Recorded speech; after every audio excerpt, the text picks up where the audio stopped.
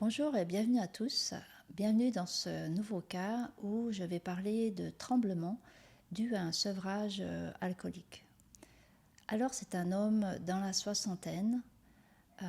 Il m'appelle parce qu'il a des tremblements suite à un sevrage alcoolique et en attendant le rendez-vous chez le médecin pour avoir d'autres médicaments de sevrage, il souhaite savoir si on peut faire quelque chose pour l'aider avec ces tremblements qui ont commencé à 6 heures le matin et lorsqu'on s'est parlé, il était 13 heures, donc 1 heure l'après-midi.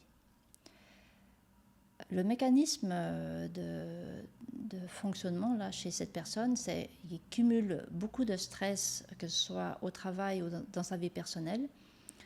Et lorsque ce cumul atteint vraiment un pic émotionnel très intense, pour ne pas sentir ce mal-être, ces émotions, il va s'oublier dans l'alcool.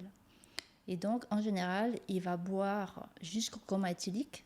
Et donc, il peut répéter ce processus de boisson sur plusieurs jours.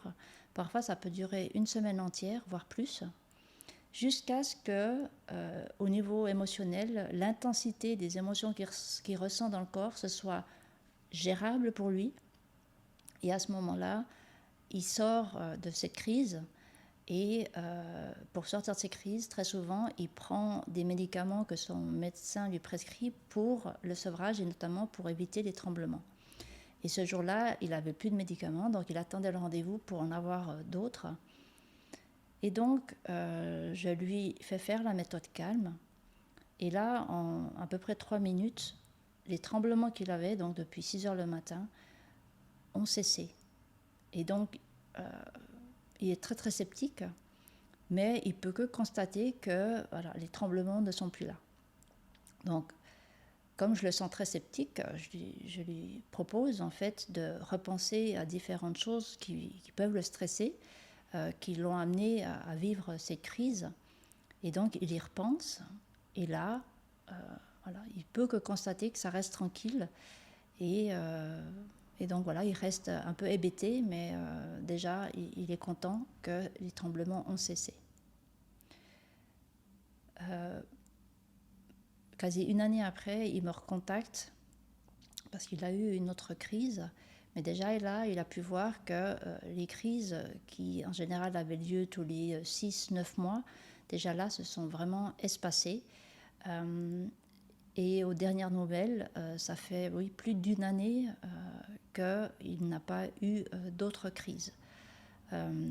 Parce qu'il s'était engagé à faire cette méthode de manière préventive et au lieu d'attendre le cumul d'émotions, il faisait, au fur et à mesure qu'il avait des stress, il pratiquait la méthode pour éviter justement ce cumul et de nouveau de plonger et de s'anesthésier avec l'alcool. Donc voilà ce que le corps est capable de faire lorsqu'on le laisse agir. Il se remet toujours en homéostasie. C'est vraiment un outil qui est fantastique pour ça, pour digérer les émotions. Et là, on peut voir à quel point, lorsque on ne laisse pas le corps vivre les émotions, ça peut nous emmener dans des cercles vicieux qui sont très néfastes. Donc voilà pour ce cas. J'espère qu'il vous a intéressé. Partagez si c'est le cas. Je me réjouis de vous retrouver bientôt. Et d'ici là, portez-vous bien. Je vous dis au revoir et à bientôt.